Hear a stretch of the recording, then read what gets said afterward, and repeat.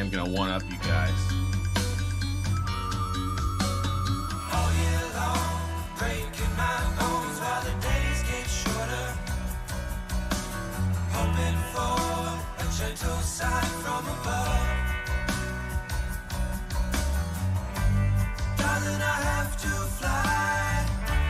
Please don't ask me why. Don't cry. Goodbye, my love. Long I've sown, but nothing grows, and now the nights get colder. Hoping, but a gentle sign never comes.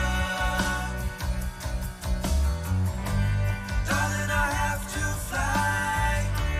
Please don't ask me why. Don't cry. Goodbye, my love. Man, Oklahoma, only home I've known. Man, Oklahoma, the sail winds have blown. There's a long line heading west, a land of landless men. Man, Oklahoma, till we meet again.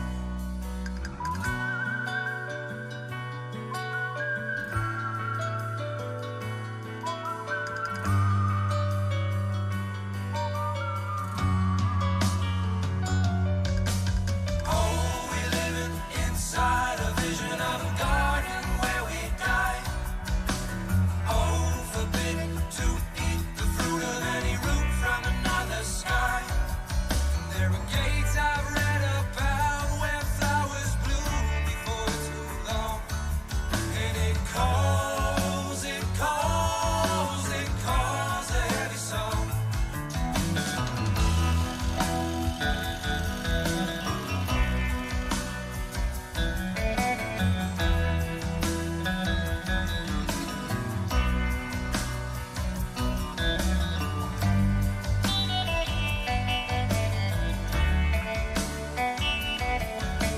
Goodbye, goodbye, my love.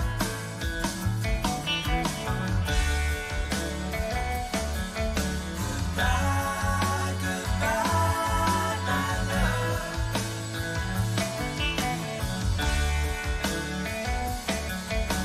Goodbye, goodbye, my love.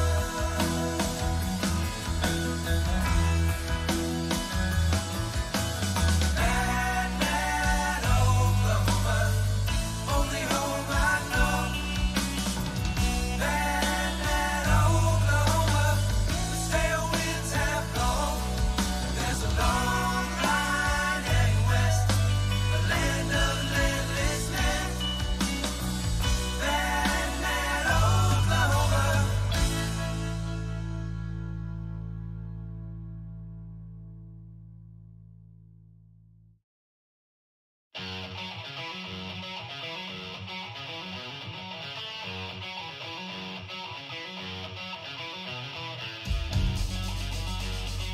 Ladies and gentlemen, welcome back to the A-Gap Podcast.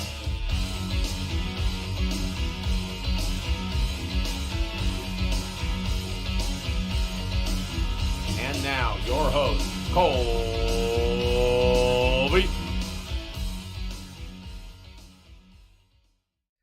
Ladies and gentlemen, welcome back to the A-Gap Podcast. Today is Tuesday, May 24th. And just want to let you guys know we want to start the podcast out a little differently today. Usually we like to joke around, we like to have a good time, but we would be extremely remiss if we didn't speak about the events that took place this afternoon. Today is one of the many recent horrific shootings that will unfortunately live on in American history. 18 children and 3 adults are now dead in Uvalde, Texas today due to an active shooter. Words cannot even begin to describe what occurred today, but all we know is that our country has a fundamental issue when it comes to gun control. And I just want to let you know, if you don't want to listen to this part of the podcast before you go, just understand that avoiding it is contributing to the problem. The avoidance of these topics is what contributes It's one of the largest issues in our country. So please just take the time to put yourself in the shoes of the victims' families. This cannot continue to happen in our country, plain and simple, and something needs to change. So, with that being said, we want to play this clip for you. Steve Kerr addressed the media today, previous to the Warriors Mavericks game, and we just wanted to play this chilling press conference for you in its entirety. I think he says a lot of things that we agree with, and without further ado, here it is. I'm not going to talk about basketball. Nothing's happened with our team in the last 6 hours. We're going to start the same way tonight. Any basketball questions don't matter. Since we left shoot-around, 14 children were killed 400 miles from here, and a teacher. And in the last 10 days, we've had elderly black people killed in a supermarket in Buffalo. We've had Asian churchgoers killed in Southern California, and now we have children murdered at school. When are we going to do something? I'm tired. I'm so tired of getting up here and offering condolences to the devastated families that are out there. I'm so tired of I'm tired of the moments of silence. Enough. There's 50 senators right now who refuse to vote on H.R. 8, which is a background check rule that the House passed a couple of years ago. It's been sitting there for 2 years. And there's a reason they won't vote on it, to hold on to power. So I ask you, Mitch McConnell, I ask all of you senators who refuse to do anything about the violence and school shootings and supermarket shootings, I ask you, are you going to put your own desire for power ahead of the lives of our children and our elderly and our churchgoers?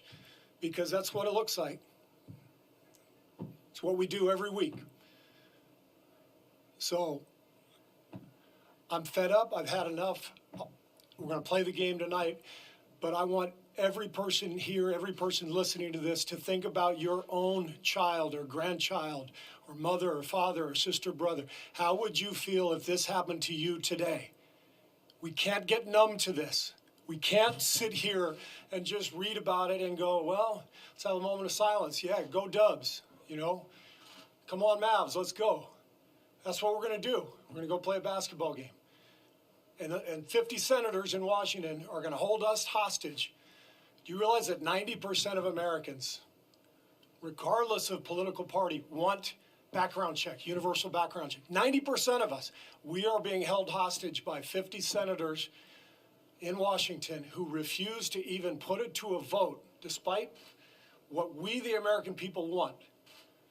They won't vote on it because they want to hold on to their own power. It's pathetic. I've had enough. So, chilling words there from Steve Kerr, head coach of the Warriors. Obviously, a lot of heavy things going on today. Obviously, yes, there are sports going on. There were sports that happened last week. We will get to that, but we just feel like it's really important for us to address this now, get ahead of it, and use whatever platform that we have to talk about this. And as I said, if you want to miss this part of it, like I said, try not to avoid it. Feel it. It's not supposed to be comfortable. So guys, I guess I'll just kind of open the floor if you have anything that you want to say or anything you want to get off your chest. I echo the sentiments from you, Colby. Incredibly sad.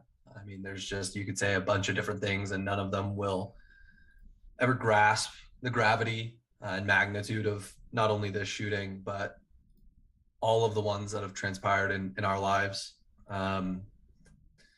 When you look at the stats and try to quantify it, it makes even less sense. So my heart goes out to the victims and the families and everyone who will not only be physically and directly affected, but also psychologically affected of any of those who have gone through something like this in the past. Just an incredibly sad day. Yeah, no, well said. I'm glad that we addressed it at the beginning of the show. Like you said, can't ignore it. I mean, it happens all the time in America now, and it's easy to become numb to it almost, sadly. But kids shouldn't be afraid to go to school. People shouldn't be afraid to go to church. People shouldn't be afraid to go to a supermarket wondering if they're ever going to come home after. Something's got to be done. And I think the least we can do is not ignore it. So I appreciate you doing that. I guess the only thing I'd throw in there too is just when you think about, our country is made of freedoms, right? Freedom to do what you want and freedom to do this. And I think there needs to be something protected when it comes to freedom to live your life and freedom to do these things. And I think what they talk about from the political stance is how we are limiting people's freedoms by changing some of these gun laws. But in reality, these things are what's causing people to not just lose their freedoms, but lose their lives. So I think there is a greater good element to this, and whose freedoms matter more. And when it's someone's health and safety and right to that, it's a problem. Yeah. Well said, gentlemen. I mean, it's a dark day, and I think, like we said, we needed to do this. We needed to bring it up. It's going to be hard to transition out of it and talk about sports and have a good time. We're going to do our best, but I just think everybody needs to just take a moment away from their phone, from just all the distractions that they have every day, and just realize how this is affecting people and how this is affecting our country as a whole. And are we going to fix it on this podcast? Of course not. No, we're not going to try to. We're not even going to talk about solutions. All I would say is, if you feel like you want to do something, reach out to your local senators. Reach out. There are multiple gun law nonprofits that you could donate to. There are many ways that you can get involved. So go do some research. That's your guys' homework. Go get involved and fight for what you believe in, because if you don't, then this is going to continue happening, and we're going to continue to lose American lives, and that's just unfair. As Tom said, what's the value of the freedom of life? So it's a heavy topic. As I said, we're going to try and transition out of it.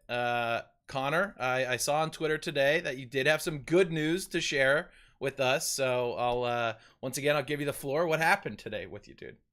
Yeah, took my series industry essentials exam, my SIE exam for my job at Charles Schwab, and I passed. So well done. Thank you. Went through a 4-week course, and today was where you just kind of regurgitated it all, and went in a very sterilized 1980s era office building.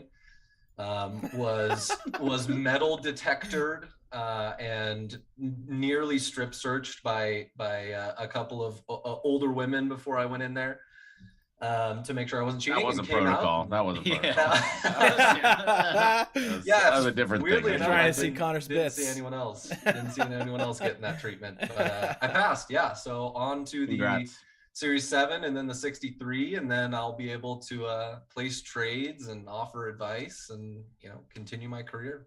Hell You yeah, trying to be man. a broker? That is what I'm working towards. Yeah. So it's a requirement for my job right now. I'm just a customer service rep, basically. And then it's an expectation to get those licenses and move into the broker capacity. So hopefully by the end of this year, I'll be in that role. And then after that, it's sort of, once you have those foundational licenses, you can go into CFP or whatever it might be. So it's kind of a first step, and my heart was out of my chest waiting for that loading screen to go by. It took a minute for them to say processing results, and then it finally just says pass. And so. And a baby. Hell yeah, Thank you. man. Way to Thank go. you, thank you. Cheers. Let's give him some round of applause, ladies and Nice. gentlemen. I did a first for myself this past week. It's very not as similar, but there was a first that I did in my life, my 31 years on this earth. So I had Monday off, and there's been a movie I really wanted to see, and I haven't had a chance to go see it with anybody. So I went to a movie by myself on Yeah. Monday. It was actually fucking sick. I just had to go awesome. see that new Doctor Strange, dude. Hell I had yeah. to go see it. That's So, awesome. But yeah, it was a freeing experience. I bought way too many concessions, and course. the movie's awesome. And Yeah? I You have like to take this. Yeah, it's a cool movie. I gotta take this. I'll be right back. Yeah, Sorry. no worries, dude. Matt, what'd you Kind end of up doing reminded last week? the solo cinema experience. Done it a few times. It's kind of nice. You take the all the concessions. You maybe grab a pen and Yeah, there a we go. beer or something, and just kind of chill. It's nice, man.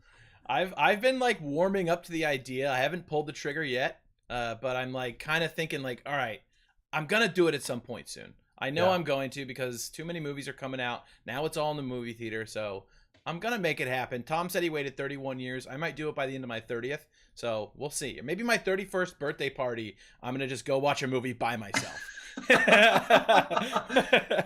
So I gotta start seeing if any good movies are coming out this October. I have I have not done that either, so I will I'll have to put that on the calendar, go see a movie by myself. Hell yeah.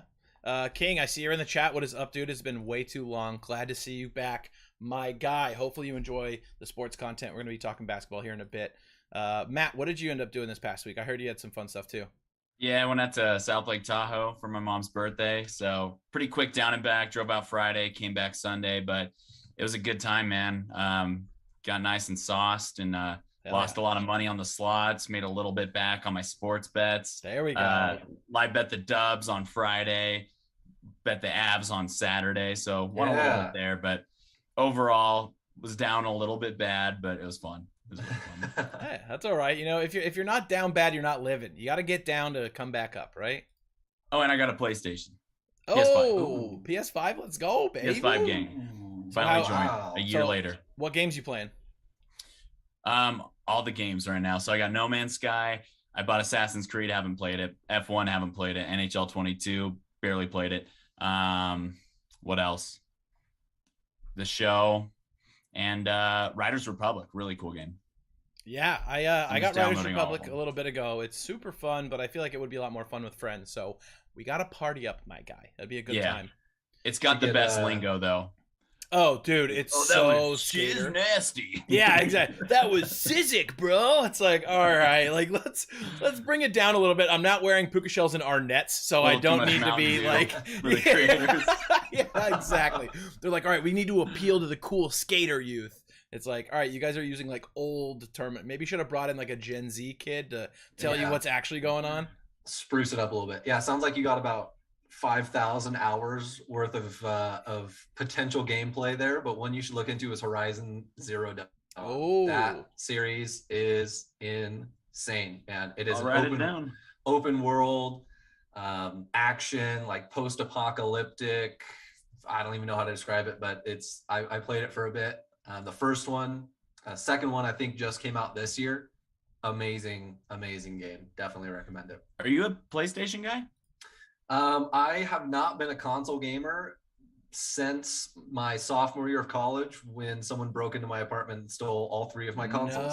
So I have been stuck to my computer and playing Total War and League of Legends and things like that. But looking to save my pennies and get a PS5. We're gonna rope you in, man. Oh, we gotta get you in, dude. I We got the need it. group chat and everything. We'll get it going. I need it. Yeah, I've done the opposite. I used to be a PC gamer, now I've slowly transitioned back into the console world just because I got the PS5, Xbox One X, or Xbox Series X, excuse me. So it's sitting down on the couch with the controller. It's like there's something about it. It's just nice and leisurely. It's nice. Like better than like sweating over a keyboard. Don't get me wrong, there is a time and a place to sweat over your keyboard, but I've just been enjoying laying back and playing the games recently. So Yeah, I dig it. I'm glad, it on makes my me. list. I was always jealous when you guys were PC gaming for years, so I'm glad that it's kind of come back around. oh yeah, it's I just 100% was never comeback. committed to building out a PC No. and doing the whole thing. No, Yeah. I run the bare minimum on my $800 laptop and just sit with that and just run the same games that came out in like 2006. But yeah, I'm itching for that console life. I'm a console gamer at heart, so I need it. I need it. Hell yeah, baby. I feel like that's part of why I don't PC game is my PC is now gotten to the point where I can't run games as well as I want to. And so I'm like, fuck it. I'd rather just buy it on PS5. It runs better. It's now better than my computer. So, and it's like 4K. It just looks good. It's crisp. So, And just in case anyone was wondering, which I know nobody was, I forgot the name of Horizon Zero Dawn and I wanted to recommend it. So I Googled Robot Animals Video Game 2022 and it popped up. So there's that. That's Good fucking description. incredible. Yeah. Hey, you hit all the keywords there, baby. That's perfect. all you need. That's Red-headed lady killing robot dinosaur. Yeah, nailed it. Absolutely. 2022. 2022, Boom, right of there. course. Yeah. That'd be what Forbidden West is the new one, right? Like Horizon Dawn Forbidden West, I think. Yeah, I don't know. There you go. Yeah. I'm a gamer. You're right. You are right. You right. It's Well- Horizon Forbidden West, but yes, it looks Oh, great. fuck. 9.3 out of 10 on IGN. So Damn. Okay. I'll go check it okay. out. This is a gaming podcast now for all you just tuning in. Just kidding. Let's talk a little bit about the Dubs. So they are currently playing right now.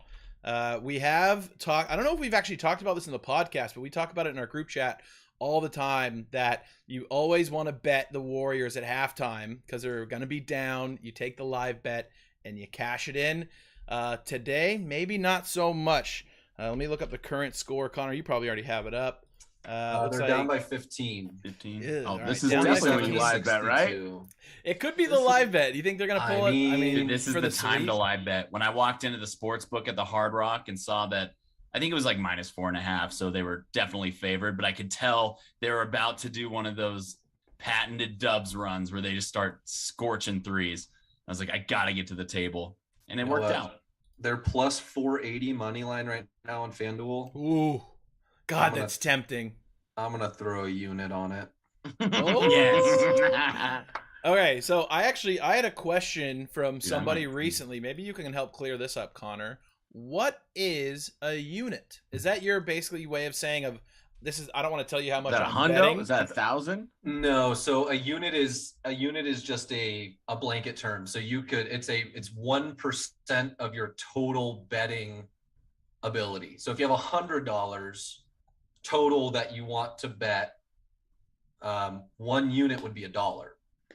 For other people, one unit is Oh. $50. Oh. For others, it's $1,000. For me, a unit is $5. Okay. So I it's- 1,000% thought it was a hundy.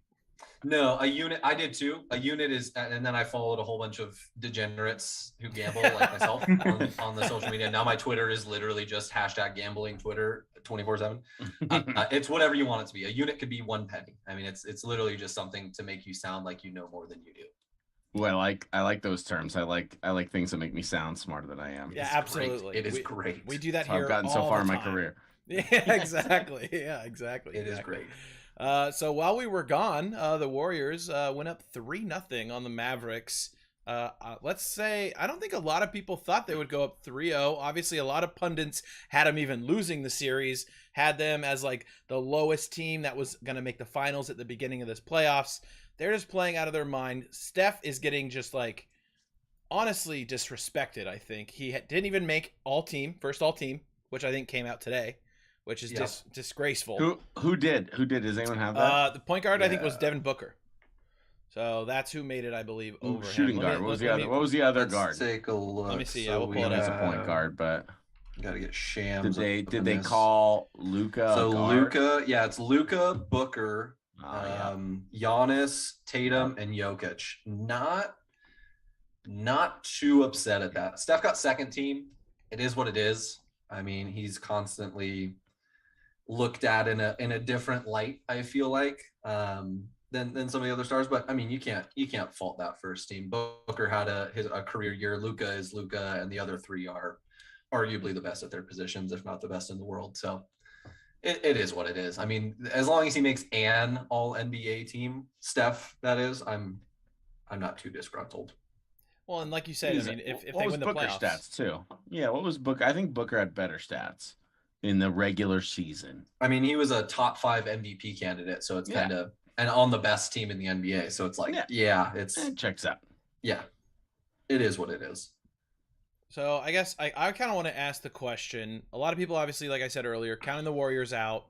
Like, what is the secret sauce that's keeping this team relevant? Obviously, I think healthy Steph, healthy Dre, healthy Clay helps that a lot. But then this young new talent is kind of filling in those glue guy roles that they've had in the past with Iguodala and even with Sean Livingston, right? You have these new guys that are stepping into that role. How do you think they're able to continue to produce at this level with these guys? Is it coaching? I think Is it I've got Yeah. one thing for that. I got one thing. I just feel like they obviously are phenomenal at crafting teams. Like I think I've said before on this podcast how I'm extremely impressed with the roster they put together, especially when you think about that Wiseman was supposed to be their best draft pick, that they finagled their way in getting, and he's not even on the court. So I think they are great at roster construction. They are always thinking long term, and most franchises don't think that way. So I think it's the people. Yeah, that's a good point. Ron in the chat just made a good point. He said Steph is the new Tim Duncan with the selflessness that makes all the bench buy in. My 2 cents. You're always welcome to give your 2 cents here, Ron. It's a great point, Ron. I think it's one of, if not his best quality, as a leader, not just as a player. Something that people don't really look at is that selflessness. I mean, it goes a long way. Coming off the bench for 3 games in the playoffs, being the 6th man on minutes restrictions, kind of opens the door and leads the charge for those young guys to see, like for Jordan Poole, for example, to see like it's okay to come off the bench. You might have starter quality on 80% of NBA teams right now, but the team needs you to come off the bench. And to answer your question, Colby, in my opinion, it is a testament to coaching. I think Steve Kerr and the system that he brought in, Mike Brown and the defensive system that he runs, it's kind of plug and play. And I mean, it's very easy to run that system when you have Steph Curry and Klay Thompson. But you mentioned guys who have filled the void of Sean Livingston and Mo Spates, and you have Otto Porter and Kevon Looney, and Andre Iguodala and all these other guys. It's just sort of a testament to that scheme and their ability to say, we're down 15 at half. We've won games down 30. Like it's just kind of go through it. And I don't really want to harp on it too long. They're up 3-0. They might lose this game. They'll win the series. Yep. But it's just one of those things. I think the media relevance is fueled purely by hate, and I get it. Yeah. People talk about them because they hate them, and I would hate them too if I wasn't a fan. But on the court, it's just a testament to the coaching. I think Steve Kerr is a god. I mean, everyone had Warriors fatigue for a couple years, but how could you hate Steph Curry? Yeah. Like, how is he not I've turned around 100%. one of your favorite players in the NBA, even if you're not a Dubs fan? And they don't really, I mean, I guess Draymond, but at this point, not so much. But they don't have like that super villain player that just like gets under your skin and pisses you off that much. I'm sure it's tiresome to watch him drain threes in your eye all day, but they're pretty likable. Draymond will always be the villain. He will always be the look down on and scrutinized player. And I get it. I mean, there are times where I even dislike Draymond just because of his antics, but that's just who he is. And I respect the hell out of him for it. And he says it on his podcast daily. He's like, yeah, I might get flagrants. I might get technicals. I might get fines, but it will never change because that's who I am. And that's who he's been since day one of starting on Michigan State up until draft day, up until this game. It's just who he is and who he's been. And even his thing's likable too, even if it is a little bit like, okay, like a little over dramatic at times, but it's not DeMarcus Cousins. Yeah. It's still endearing in a way. It's really ridiculous. It's also not Really Pat Beverly, ridiculous. who's like a pest, like he is defensively a pest, but he's also not trying to do a dirty play and get away with it, right? Like he's being physical and he's vocal, but I just don't see him necessarily as like trying to get away with something. That's not the move, I don't think. I think a lot of people gave him shit when he kicked that guy in the nuts, right? I think that was the like, oh, Which Dre's time? a villain. Yeah, which time? Which that is fair. That is time? fair. Kind of his play. But it's like, Yeah. it's not egregious. It's not like he's literally like Grayson Allen trying to trip guys and hurt guys. That's what I'm thinking about players that are like dirty players, right? Like I know that some people would probably say he is a dirty player, but I don't necessarily see him that way. I see him a guy who's playing hard all the time, and the bleeding edge between playing hard and fouling is always where he likes to live. That's his home, I mean, you can ask this question to any NBA fan who says they hate Draymond. Ask them, would you take Draymond Green on your basketball team? Would you take Draymond Green on your team for his entire career? Anyone that says yes, or anyone that says no, anyone that says they would not take Draymond, their opinion is invalid. I mean, the guy's a winner. He might have like those the antics. Richard Sherman of the NFL. Great. From the Yes. NBA. Absolutely. Yes. Absolutely. Wonderful point. You know what, Matt? You get some points for that one if I can find it. Yeah, where's the reality board? 5 points. I mean, Sorry, I've been he's no kinda chilling Dylan on Brooks, it. right, boys? Yeah. Oh my Honestly, God. I think I said this already. I'll say it again. As a Ducks fan, fuck Dylan Brooks. I disavow him. He's really? out. He's out, dude. He's just Yes. dirty as fuck. He plays a weird game. Like he was a Ducks legend. He was great for the Ducks. Was a part of those long tourney runs, but I don't know. Disavow, dude. And as Matt was saying earlier, like how can you hate Steph? I 100% will say I had Warriors fatigue. I hated Steph. I also had my own grudges with my family who like switched from Kings fans to Dubs fans, and I was like, "Fuck you guys for that." You know, like that's like you're giving up on the home team. Granted, it's mostly my brother. He moved to San Francisco. It makes sense. I get it. It was just right place, right time. But I enjoy rooting for the Warriors now. They're fun to watch, and it's like don't spend your time hating a team that when you're gonna look back in 20 years realize how great they actually were and that you were like hating them the whole time. So I just think it's kind of a yeah. Go for it. Steph is going to end up as, in my opinion, and I'm incredibly biased, I'll admit that, he's the best, will end as the best point guard of all time. And positionless basketball, it's really hard to say someone in today's era is the best whatever position of all time. You have LeBron James playing center and point guard in one game. It's kind of hard to say he's the best power forward, small forward of all time. But it's a great point to say, like, I mean, you even look, and I'll liken it to football like you did, Matt. It's the Patriots effect, right? I hated Tom Brady. Yeah. Yep. Hated Tom Brady, and now I love the guy. Yeah. I can't get enough of Tom Brady. And I understand that whole mindset of the Warriors went to 5 straight finals. They were destroying. They got KD. They just ran through. They went 16-1 in a playoffs. They ruined basketball. I was gonna say, it. yeah, ruin the league. They ruined it and took a lot of the fun out of it. But you look at those teams and you watch that team, who in my opinion 2017 was the greatest basketball team ever to play, and you look at the playoffs in that era, and then you look at the playoffs in this era. The margin of victory in every playoff game played this year is 19 points on average. That's the average win margin in today's NBA playoffs. And to say that the KD Steph Warriors ruined basketball, but basketball isn't ruined right now, I kind of find it difficult to differentiate between those two. Yeah, I agree that it's like, and that might even be a testament to kind of how the game has changed to shooting, right? If you're not shooting well, you're not going to score well, clearly, right? Oh, what a fucking concept. But It's like one team goes off, one team doesn't, and that margin of victory gets massive, right? I'm going to transition. 3 is a bigger number than 2. Yeah, exactly. One last thing to point out that Ron said is when we were talking about Steve Kerr, he said, just saying, Steve Kerr did play for Pop. He also played for Phil Jackson. So the dude knows how to fucking coach a team, right? I mean, those are arguably 2 of the greatest coaches in the NBA of all time. I would say at least both top 5. So I'd say the best 2, in my opinion. Yeah, absolutely. I mean, I can't really off the top of my head think of a better NBA coach than those 2. Red Auerbach. Yeah, one. There you go. Some old heads are going to be fucking tweeting us up a storm, but yeah. All right, let's transition a little bit over to the East, where we're having a little closer series. Heat versus Celtics, split 2-2. I think this is kind of the series people expected. However, I think people really expected Celtics to kind of pull away a little bit more. I think, didn't it go Heat took 2 at home, Celtics took 2 at home, correct? Do I have that wrong? No, I think it was 1-1. Oh, all right. Well, there we go. That's even better. I think. It's better for basketball if that's how it is. I'll have to look it up. Yeah, because the Heat won game 3. Wasn't and game? They lost. Oh yeah, that's right. Okay. I'll be honest, hand up, haven't been paying as much attention to that series just because obviously we're on the West Coast.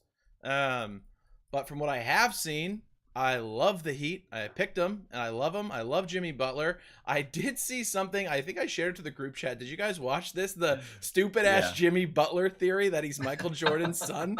Yeah. That shit is insane. It's fun. It's like, if you want to have a good time and, like, if you're into conspiracy theories, go look it up. Jimmy Butler might be Michael Jordan's son. It is fucking hilarious. Absolutely hilarious. Felgank said, sad that this has been such an awful series to watch on the East and West. Yeah, like you said, margin of victory has been massive.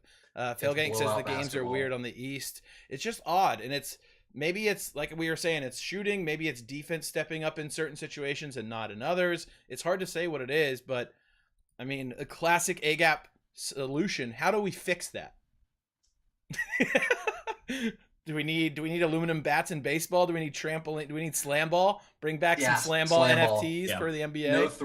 No threes for the rest of the conference finals. Everything has to be 2s and 1s. Dude, if it was only 2s and 1s, I think the Bucks would win 5 years in a row with Giannis just dominating. Probably. Yeah. I mean, it's just blowout basketball. That's all it's been in the conference final, even primarily in the East. I mean, I know that the Warriors have won by fairly large margins and they've been sort of snooze fests. But the East has literally just been blowout basketball. I think each win has been double digits, and it hasn't been particularly close. I think total, I heard that there in the total series of the 4 games, there's been a total of 4 lead changes in all of those games combined. I mean, it's just not. No, it's great. already awful. It's not great. So yeah, basketball's a bit down right now, even though my team is up 3-0. There you go. Yeah, I hate the basketball, but at least we're winning. Yep. Not right now though. Yeah, it's tough going right now for the Dubs. Ron says hoping for the Heat in 7. I'm with you there on that. And then he said, yeah, it was both split home court for the Eastern Conference Finals. So yeah, I got the Celtics coming out in 7 on that one. I think that's not a bad pick. I mean, they're hard to just bet against. They're such a good, well-rounded team. And it seems like they've kind of just been hurt. They've been banged up. Horford was out, then Smart was out. Are they finally back at full strength? I probably should have done some research before hopping on. I was a little preoccupied with the current events of the day. But are they full strength? The Heat? No, the Celtics. Marcus Smart is still ailing. I think Horford is back. Tatum's back. I think Marcus Smart's their only guy out. The Heat don't have Hero. Jimmy is a little bit hobbled. Lowry is Kyle Lowry. So it's I just always think of it as fully healthy. I think the Celtics win, but the Heat are the number 1 seed for a reason. So true. All right, Tom's on a very important business call. I feel like he has a lot of things to say about closing basketball. deals, yeah. He's closing deals, getting guys to sign on the red line. Before he knows it, we're going to be talking on the Hockey Hour. But he's going to be back with us in a little bit. Matt, have you watched any basketball? No, just the West, honestly. There you go. Yeah. I'm I've kind been of watching with you. more playoff hockey than anything. Oh, all right. Well, how about this? And mostly ignoring my Giants. So we're gonna Giants, it's probably a good idea right now. We're gonna get into that in a sec. But hey, sounds like a natural transition. Should we hop into the Hockey Hour real quick? I know John's not here. For those of you that didn't deduce this already, Connor is filling in for John today. We got him a good mic, so he's here with the boys. Connor, you said you're gonna give me a good Hockey Hour impression. What do you got for us? Yeah, I could never try to. I can fill in on some points for John. Can never fill in on Hockey Hour for my older brother.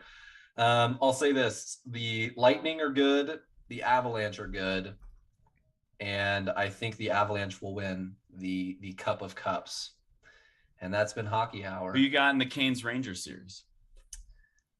Didn't the Rangers? Oh wait, no. We got a 2-2. I picked Canes, so just because I'm I like going chicken. Canes. I picked Canes because I like chicken fingers. I think that's a pretty analytical choice. Got the cane sauce going. Yeah, exactly. I'm going. It's so I'm going good. with the underdog. I'm going with isn't it Igor? I'm going with Big I down there or I guess over there in New York. I got the Rangers. All right. What about in this Edmonton series? Looks like Edmonton is they're on the verge of going up 3-1. I'm going with the Oilers. I just think that they have the god in McDavid. Evander Kane is a terrible person, but he's a good hockey player. I got the Oilers, Avs, and then Lightning Rangers is my conference picks. I got to say, I'm completely ignorant, as I know everybody on this podcast is mostly to hockey. But like you guys were saying last week, every year I'm like, why don't I watch this all the time? Yes. Because playoff hockey is the best. And all these series have been way better than anything the NBA has to offer. We got a little scrap going on in the Edmonton-Calgary game. It's just, just good old-time hockey. Come in. I always talk about it that every sport would be made better with hockey rules. Yep. Drop the Yes. gloves, take your helmets off, take your pads off, punch each other in the face for 30 seconds, and go sit in timeout for 2 minutes. And then Settle come it. back. Yeah. Be adults and come back. Yeah, I agree. It's one of those sports that I just kick myself every year around this time. It's like I missed an entire year of watching one of the best sports in the world. I'm gonna say it again though. Like next year, I'm gonna be a hockey guy. Yeah, all right. We need John to be like, all right, guys, Follow the league. 10 days till the season, and we got to start like ramping up, getting ready for it.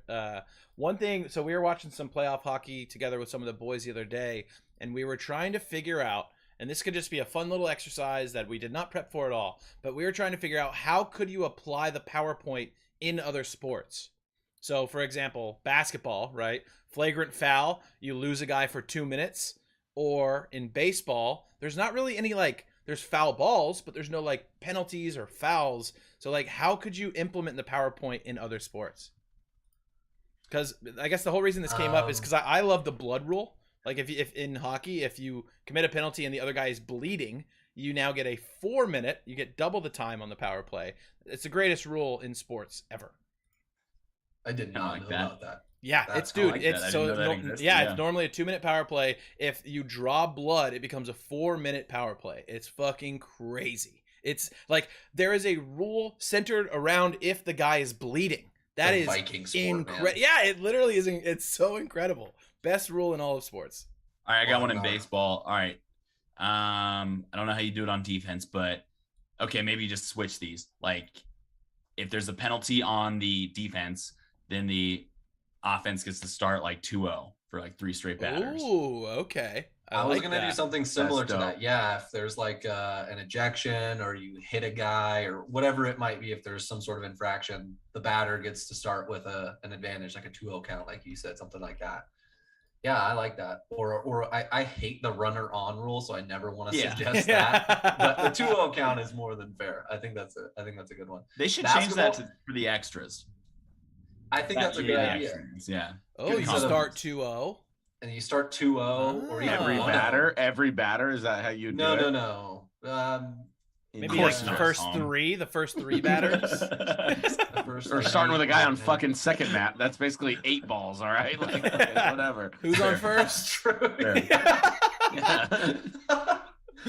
Yeah, I think basketball, you just could never do it. If you gave any team a 5v4 in the NBA, you're going to be down 25 by the time that 2 minutes is up. So I think Maybe that's kind one of guy horrible. has to shoot with his opposite hand only. Oh, yeah. You have to they have like a rubber band. You have to put your arm behind your Yeah. back.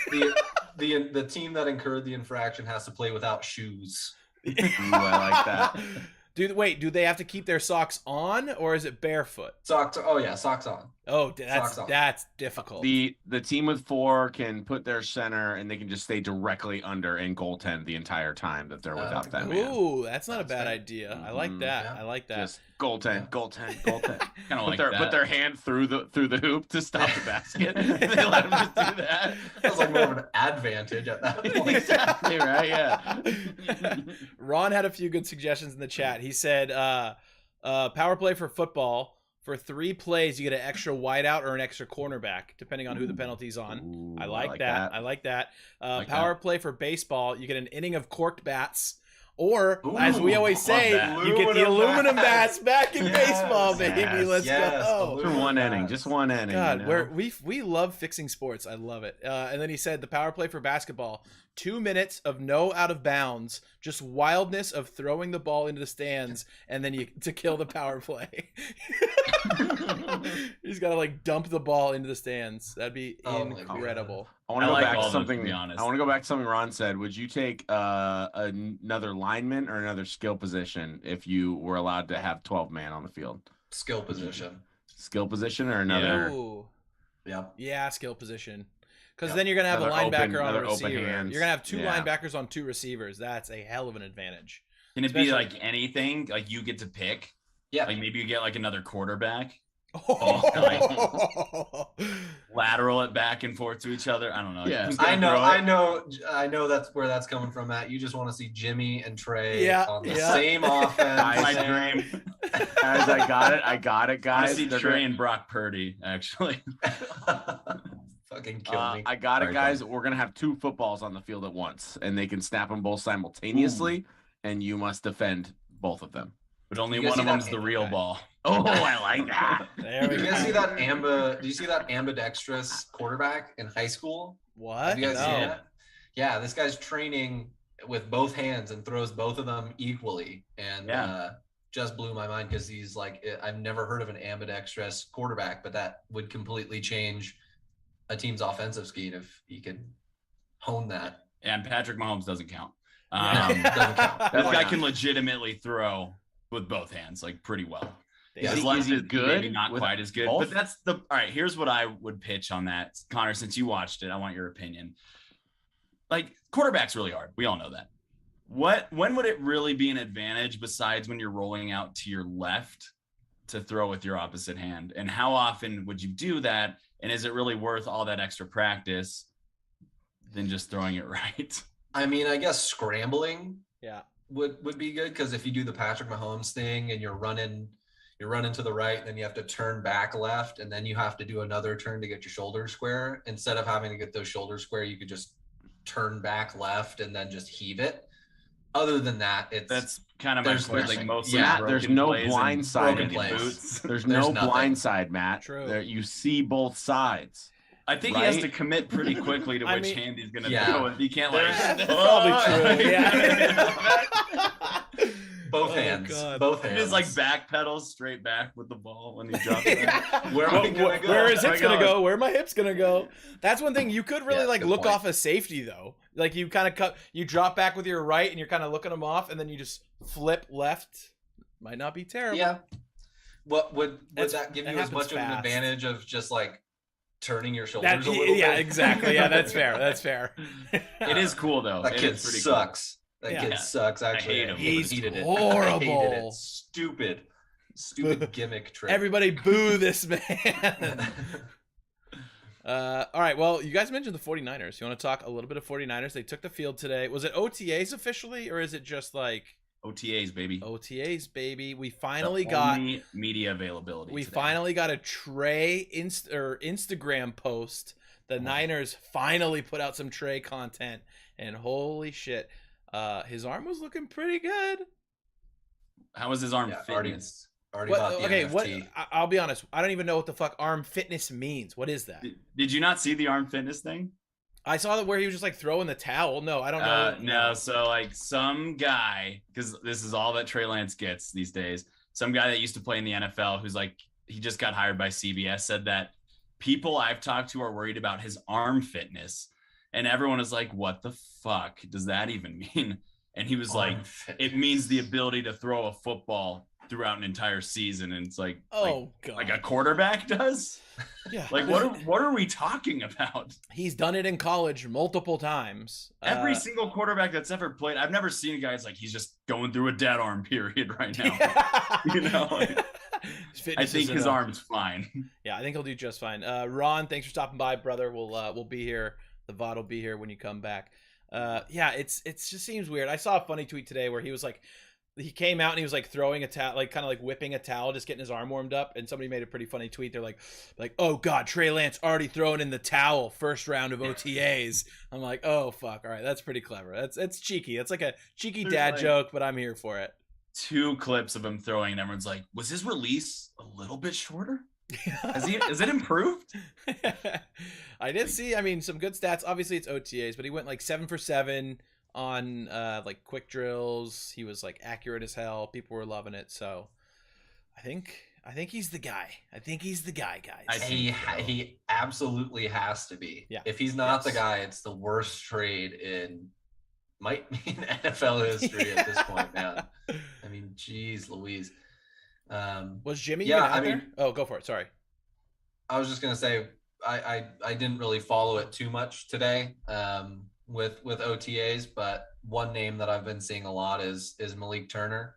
as just an absolute burner of a wide receiver. And I want that. I want that type of production on or in a Shanahan scheme. I think Juwan Jennings will take a leap this year. I really hope so. And then I'm sure we're going to get into it, but the whole Debo debacle and everyone is just going to take, oh, he's not here again. He's not here again. You know, I'm holding out hope that he'll show up eventually. I think that he'll just say, yeah, give me the money and let's ride again. And then it'll all be washed away. But it's, you know, without him there, it's something that people will talk about, and it sucks because it takes away from guys like Trey and Charvarius Ward and you know, all of the other young bucks that are up and coming.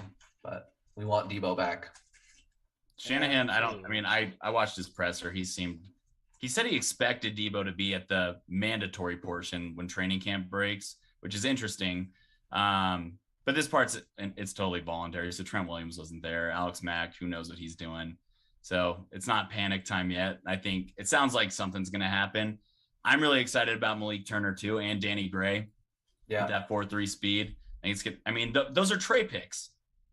Like they picked them and they picked another running back because I think they're going to run a lot of power this year. So I think they're going to run the ball 72 times a game if they can. And Trey's not going to have to do that much. He even said today that they anticipate trading Jimmy. So I don't know why they won't just name Trey the starter, but everything points to Trey's the starter. I love the power run plus agile quarterback. Like that, like name, I guess what the Ravens kind of are probably the best at that right now. I'm trying to think of another team. Bills, I guess. Yeah, Josh Allen's pretty fucking agile. It's just a cool scheme. It seems like the quote unquote new NFL. Everybody talks about these agile quarterbacks and you're gonna pass it 50 times a game. No, you don't have to if you don't need to, right? Camille in the chat said, "Wait, John looks different." That is John's younger brother Connor filling in. I just shaved my beard. It's still me, guys. Yeah, it's still John. He just de-aged himself 5 years and moved to a new apartment. Yeah. But yeah, I'm really, really excited for the season. I mean, I can't, like, now the content's starting to come in. We're now in the moment where OTAs, until the beginning of the season, we're going to be able to watch football or watch clips of football. This kind of we got the OTAs, and then we're going to have like that slow period in July. And then once training camp breaks, it's on, baby. And then Hard Knocks. Let's go. Hard Knocks. Yes. Hopefully it's good. I didn't even watch the Colts season. It's terrible. Yeah, I didn't even watch it, but I'm gonna watch. Every team does their own now. That is true. Everybody they're all does their very own like social corporate media focused. They're not gonna like show any scuffles or drama, or create their own drama. It's content. I mean, Grant Cohn, that was good content today. That was hilarious. Him and Javon Kinlaw. What even happened with that? I didn't get a chance to see that. So Grant Cohn, we all know Grant Cohn. Of course. He was at the facility, and Javon Kinlaw saw him and like walked up to him and called him a bitch ass unrepeatable word, and then knocked his hat off. And then he called him a bitch ass sucker later. That's the most production Javon has given to the 49ers in a year. Yeah. And then Grant Cohn goes, I don't know what it was. Was it that I called him the worst first round pick they've had in years? Was it the fact that he never plays? Is it that he hasn't been productive when he has? I don't know what negative thing I said about him. He was like, is it because I said he had 80-year-old knees? What is it? It's like, oh God, Grant. Like, I don't think these guys understand when you do that kind of shit to Grant, it gives him so much more content, and he's just gonna double, triple down, and it fuels. He's like the Ben Shapiro of the 49ers. Yeah. I always wonder, I'm like, is there a Grant Cohn like anywhere else in sports, even like a guy that's so willing to like take brutal cheap shots at the team that he covers and then go talk to those people in the buildings? Like, he's not saying it on national television where there's no consequences. He has to go talk to these people. It's pretty, it's unique. It's very unique. And there's aspects of Cohn that I do not like. But there are also some that I do appreciate where he's pretty direct and says a lot of the things. He's a fan reporting on the team is what it really seems like. Yep. And he calls it like it is, how he sees it. And I respect that. But there are some things that I just think he's just saying it to get clicks, Of which course. is I the mean, state of sports journalism today. Yeah. So you can't really fault him He for waffles a bit depending on who's on his show. Like he gets a little more conspiratorial if somebody's on versus more level-headed if somebody else is on. But I gotta give it to him. He has changed the whole sports media landscape around like giving content creators a platform to do podcasts and things like that. So I respect that. But man, it is funny how much the players don't like him. Oh, And I mean, it's great. Javon Kinlaw has not been great. Like it's not like he's saying Bosa. He's not saying something egregious like Bosa hasn't lived up to the hype or something. I mean, No. Kinlaw has not been what they need. So I think that's more than fair. And It it's is more than fair. fair that Kinlaw comes up and calls him what he called him. But it's just one of those things that you kind of just have to live with. Jimmy Ward likes Grant, though. He even said in his presser today, he's like, I'm probably not going to get a Pro Bowl now because I did that interview with Grant. No, I don't think I'm a shit talker. It's fun though. I mean, hey, he's a big inspiration for our show. That's why we do Niners Nightly, and it's fun to just talk shit.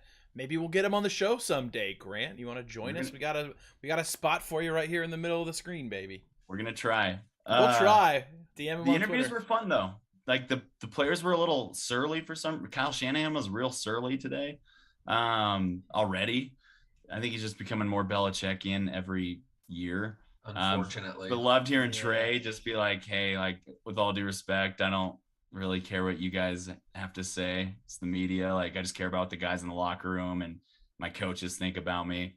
And, you know, I want to prove people wrong and prove myself right. But with all due respect, he basically said, I don't give a fuck what you guys say. Yeah, That is In like the Jimmy nicest, disciple. most Trey Lance way possible. it was incredible. Jimmy disciple. Wasn't it Grant that asked that question as well?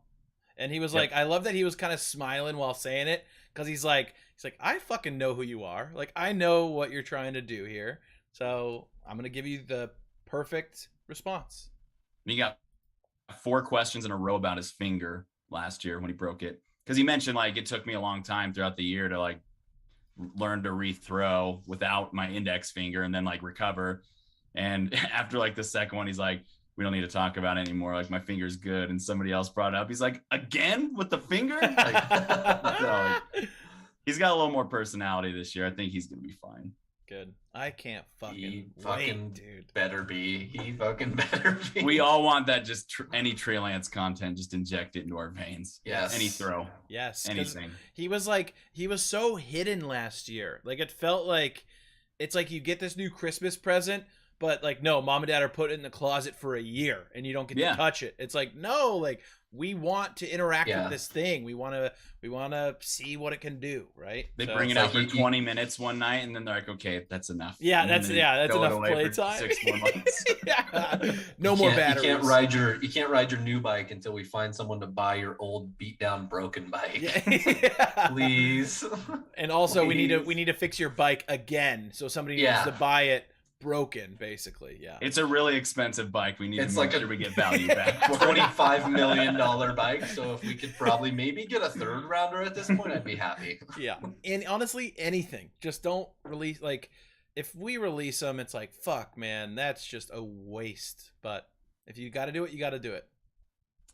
Yeah, it's time. I think you have to suck it up and just release them by the time training camp rolls around, because it's just going to be too, like, you got to ride with Trey and you got to be all in. You can't make Jimmy the backup. Like I talked about this a couple weeks ago, but it's going to get confusing because there will be growing pains. He hasn't played much. He's 22, hasn't played in a couple of years. I doubt that he's just going to be an electric superstar out of the gate. I think that'll come later in the season, but you don't want guys being like, well, our window's closing. I'm getting a little older. Why don't we turn to Jimmy? You know, you just can't have that possibility. Nope. No. The only value he's building for himself, Subway commercials, which is nice. Marketability is huge in the NFL. So Doing great. I'm all for it. Yeah. His Nana doesn't even cook. What? No way. Yeah. Doesn't even cook. Oh God. I know it's kind of weird how they're like, you be the handsome dumb guy in these commercials. Yeah. He's almost like the Gronk of quarterbacks. Yeah. That's a good point. Wait, Nona doesn't cook? Still gonna Oh? eat my sandwich. Oh, Jimmy, I love you, bud. Yeah, we love you, but But you got to go. it's time You to gotta move on. Time to move on. Hey, Tom's back. Oh, Yeah, sorry, guys. yay. Turns out being a general manager actually takes a lot of work. Oh, jeez. They always, I know, right? always I on know, the right? clock. This Who'd you guy. fire, Tom? Yeah, who'd you let fire? go? Who's night? Who can't pay rent now, Tom? Wow. No, that's not what we're talking about. We're talking about something else, some sports stuff. Yeah, That's what we're talking about. Where did you catch any? Were Eagles doing OTAs today? Any news out of the Eagles camp? No, the only thing I saw was a bunch of Eagles players got on a private jet and went to watch the Eastern Conference Finals games, even though the Philly teams weren't in there, but they all did a little team camaraderie. Fucking AJ Brown has his $1 million smile on, and all the pictures on the plane, fucking yucking it up, having a great time. So team Love it. chemistry, fucking A+, baby. There you go. I saw, a way too early power ranking had them in the top 10. Wow. 9. Peter King put him at 9. It was Yeah, I Peter saw that. King, yeah, right in Yep. front of the Niners. Yep, I saw Yeah. that too.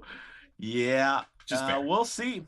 I think talent level, I think we can't make the argument the Eagles don't have a lot of talent. Yeah. More about what are they Yeah. going to do with it.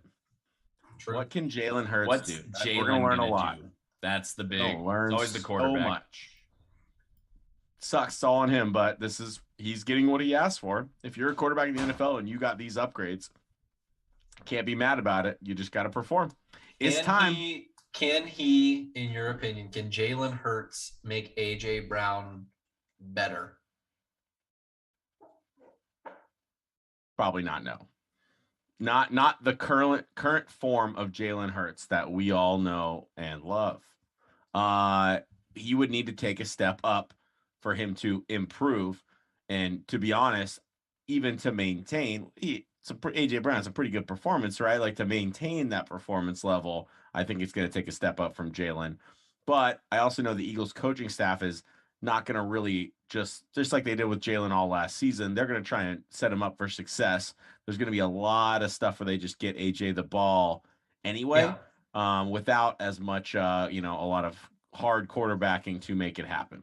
So I think we're gonna get everybody involved as much as we can. And honestly, I think the real sleeper of the Eagles team is Devontae.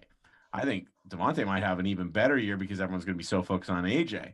And Devontae's really fucking good. So you never know what can happen with him. He's your sneaky fantasy pick. Yeah, that's what I was just going to say. He was in back of my head as fantasy guy I want to go get early. Yep. We have Devontae downfield with AJ demanding a lot of attention, and then you got an emerging top 5 tight end in Goddard. I think good chance to be a top 5 tight end. Just entering his prime. I mean, Jalen just has to be a little bit better, I think, and they'll be pretty damn good. But with AJ, it's nice because you can run kind of the Debo Samuel, like Jimmy Gimme end around stuff. Exactly. You don't really have to get it to him downfield for him to make an Bubble impact. He can do screens. everything. Bubble screens, short slants, basically everything the 49ers do with Debo minus the literally run him at running back scheme. Which leads me to my next question. Options. What are the Eagles going to do about any consistency with the running back? I mean, every time I look at them, it seems like they have a different 5'2" guy in their backfield, and I just don't know what they're doing. I think Miles Sanders is once again going to get the chance to be the bell cow guy with Kenny Gainwell and Boston Scott coming as your change of pace guys. I think Miles Sanders has shown flashes of being by a mile the best running back in the room, but also one of the better running backs in the league. You see some of his highlights, he can do it. Yeah. But he had that touchdown drought at the beginning of the year. He's fucking, knock on wood, it can be injury prone, like those are all things that can kind of come to play, which is why we always see so many other Eagles running backs get a lot of time. So I think him at his best, though, as long as he can make it through 17 games, I think he's going to be a killer at running back. And they're going to really still lean on the ball, even though they've got all these great offensive weapons for passing. I think they got to stick to their bread and butter. That offensive line loves running downhill, and it's just going to open up things.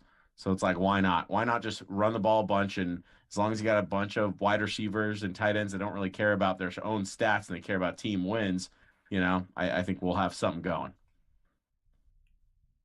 And we're only going to give up, like 14 points every game because our defense got so much fucking better, and we're looking so stacked over there as well. And you gotta- play in the NFC East. Yeah. They so- should run away And with we have that the fourth division. easiest schedule from a Yeah. strength of schedule, but we do have one of the hardest like rest schedules. We have like 4 shitty rest games compared to teams like the Cowboys that have 0. You know, boys, I just realized we didn't even talk schedules last week. Do we want to dive into the Niners schedule? Like Schedule we do? release. Oh, Schedule release. Dub. Dub. Dub. Dude. I think they win that one. Yeah, let's see. Okay, here we go. Bears Give to them a loss start. just to give Then, them one. then we got Seahawks away.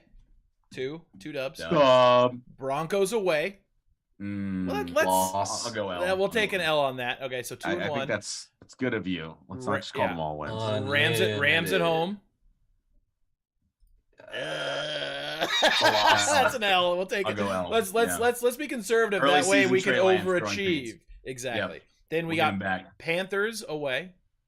Dub. That's a That's a dub. dub. So we're 3 and 2. Falcons away.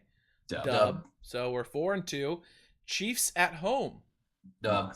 Dub. Trey Lance I is love starting that. to feel it. I love Trey that. Lance versus Patty Mahomes. Let's give ourselves a dub. I just don't fear that. I don't know what the Chiefs are gonna. Yeah. I mean, it's Patrick. I It's don't Patrick either. Mahomes. It's Patrick Mahomes. But without Tyreek Hill, That's gonna be fun. Yeah. I don't know, man. And early in the season, they always underperform earlier in the season, it feels like.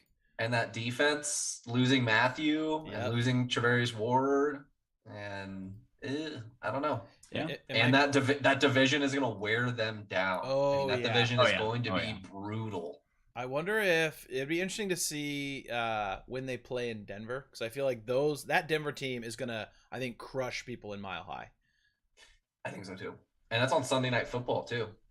Oh shit, nice. Oh, they got back-to-back primetime. They got Sunday Night Football Denver, and then Monday Night Football Rams in San Francisco. Oh, the Chiefs do? We're done. Oh, No, with no, the Niners. Niners. We're done with Excuse the Rams pretty early, right? Like by November. me. Yeah, so the or next October? game after that Chiefs is Rams home. Huh. Boo. That's a Yeah. dub though. Oh yeah, we do. We own them in SoFi. So I think right You now think you're we're gonna sweep 6 them and again? 2. No, we I said had 'em L at I had home. them split. Yeah, we had them split. You have them split. All right, that's it's a reasonable thing. So then after Rams, we got Chargers at home. I would actually Yeah. I would love to go to that game. I'll chalk that Sunday up. Night Good Football. quarterback matchups. That's Great a Sunday quarterback. night football. Chargers Niners. Yep. That's I fucking. got Herbie sick. at MVP this year again though. Yes, dude. Take that future. I'm gonna- Let's go. I'm gonna say Matt's that's an future L. is just fucking Every year. sitting around. You know. They Connor, put it- yep. you put a think future that's on an it. L to the Chargers? Or I just the MVP? I think. Oh, I think it's an L to the Chargers. I would put money on Herbert being MVP though. Yeah. I mean, I think they're gonna win that division. I almost wore my Herbie jersey, my Ducks jersey tonight, just because. Quick the side reason- question. Oh when yeah, you're done. yeah. Oh, I was gonna say the reason we're wearing the jerseys is because that asshole said you can't wear jerseys to sports games. Fuck that guy, dude. Yeah. That guy is a fucking asshole. Yeah, fuck Even though Also, we're not that- at sports that- games, that- but You're a That grown guy man, should you be- can't. Yeah, Right. wear a jersey. That guy should be a defensive back because he backpedaled faster than I've seen anyone do on Twitter in my life. Did he? What'd he Got say? him. What'd he say? I missed that. He was like, I've got 10 jerseys in my closet. I was just kidding. Oh, Something like God. that. Oh, Something like He God. that. made an That's what I entire read. thread about it. Yeah. Like a It massive wasn't like a thread. quick little quip. He like And went then- in. and then Yeah. it got like 500 likes and 10,000 quote tweets, and it's just like, oh wait, maybe not. Ratio to the fucking 9. All right, so I think currently side we're. question though, really go quick. for it. Yeah, Sorry, go. side No, question. No, go. How's it gonna finish? AFC West, Chiefs, Raiders, I Chargers. think the Chiefs are gonna finish last. Chiefs are Wow. gonna finish last. Ooh, can we clip that? Can That's a we tweet that? sizzling hot take right I want there. Matt Love to that. post that That's somewhere a so we can good all one. remember. That's a That's good. a I got. Chiefs- on his headset again. I mean, I'm gonna go with Chargers, Broncos, Chiefs, Raiders. I'm going Chargers, Raiders, Ooh. Broncos, Chiefs. I think the Broncos will be good. I just don't think they're going to be as good as everyone thinks they And are. third place is still like way above 500 Yeah. in my opinion. Like, Yeah. I was gonna say probably 3 playoff teams. this Yeah. this last place Chiefs team, last place in the AFC West Chiefs team that Matt is speaking into existence. What is their record? You probably win 9 games. 9 games of yeah. That's they crazy. missed I don't the know. It's a playoffs too, lot. right? They lost Yeah. a lot. In the East, probably. Right. I'm Or gonna in the go. AFC, yeah. Yeah, yeah. I'm gonna go Chargers, Chiefs, just because I think they'll figure it out. It's fucking Andy Reid and Patrick Mahomes. Then Broncos Raiders. I don't think I that's feel that like hot of a take, but Broncos will be last. I think I'm just taking more early I think season Russell's Niner not be as L's. good as I want to buy into the Raiders hype, but I don't know, something about it. It's just the Raiders. It's like there's always so much hype, and then they just underperform. I hope they prove me wrong. I like the Raiders, but we'll see. I don't trust their defense. Yep. Totally. Derek Carr is a top 10 statistical quarterback over his career. I think he is going to do just fine with Devontae Adams, but that defense, with the firepower that they're going to see, I don't think it'll hold up. And Same with the Chiefs. It's a new coach. You never know what's going to happen with a new scheme. So Yeah. we'll see. We'll see. All right, back to the schedule. So I think we're sitting at 6-3 after the Chargers game. I'll chalk that up as an L just to be nice to ourselves. And then we have the Cardinals in Arizona. We're sweeping the Cards this year. That's in Mexico City. Cards are taking a step Oh, back. that's right. That is in Mexico City. Excuse me. That game is gonna be a little caliente. Oh, hey now. A little spicy. That's a dub. All right, so we got That's a win. So 7-3. Then we got the Saints at home. That'll be a great game. That's Dub. a win. Dub. All right, so we're 8-3. Dolphins at home. Tua can't throw it past 10 yards, so Dub. that's a win. I was gonna say 9-3. Then we got the Bucks coming to Levi's. I love Tom Brady so much, Yeah. and I think I'll he's give just him an going to L. play. I'll give him an L. I think he's yeah. going to throw for 450 yards and 5 touchdowns in San Francisco. Yep. It's an L. Yep. All right, so that's. I what, bet 8-4, Tom Brady 9-4. Tim Brady's gonna have maybe he might not be playing in that game because he might actually have an injury for the first time in his That career. is actually not a bad take. I like that. I think that's my thing is he's not gonna play all the games. That's my Tom Brady 41-year-old. All right, Tom, what Favorite- injury favorite in the specifically is he going to have? Well, first off, his dick's gonna be too big. He's gonna be dragging that shit It's across swollen. there. Oh my. You've heard of turf toe. Let me tell you about. Never mind. Okay, all right. Reel it in. The joke ends. The joke ends there. What is that? No, I don't know. He's an old man, and he fucking keeps playing like he's not. And he obviously has. He's been old for 8 years. I know. That's why it's like Tom versus time. I feel like time's got to get at least a little bit. They gotta. I don't know. They gotta win a quarter in the grand scheme of this. You know. Maybe Somewhere in maybe he just sits out fourth quarters if they're ahead, like you said. Yeah. Well, and I would say too, it's going to be some injury where he maybe is middle of the season, and he's definitely going to come back, and he's definitely going to be able to play in the playoffs. They're going to maybe go out to a hot start. It's on a helmet or something. Exactly. Give him some rest time, and then he's going to be ready for the playoffs. And the division or the NFC in general is going to be so trash that they're not going to be worried about it. And fucking, I don't know who their backup is, but that backup's probably still Blaine gonna win some- Gabbert. Or Blaine Gabbert's going to win some games. or who's the guy they drafted, the Florida guy, Trask. Oh, Yeah, Kyle Kyle Trask. Trask. Yeah. Hell yeah. All right, so we're sitting at 9-4. Then we're gonna go Seahawks in Seattle. Dub. Win. 10-4. Commanders at home. 11-4. Then we're going to Vegas, boys, on New Year's Day. Win. Oh, Matt is wearing all black. That's tough. That's tough. Yeah. All right, so We should Connor go to that saying game, dub. I agree. I'll Let's take go a to dub. that game. I'll take a dub. All right, so that's 12-4, I think. And then we got we have Cardinals at home. So wait, 13-4. That math doesn't work. 13-4 is Yeah. pretty generous, but 12-4. I'll take a dub there. 13. Yeah. Oh, yeah, that's right.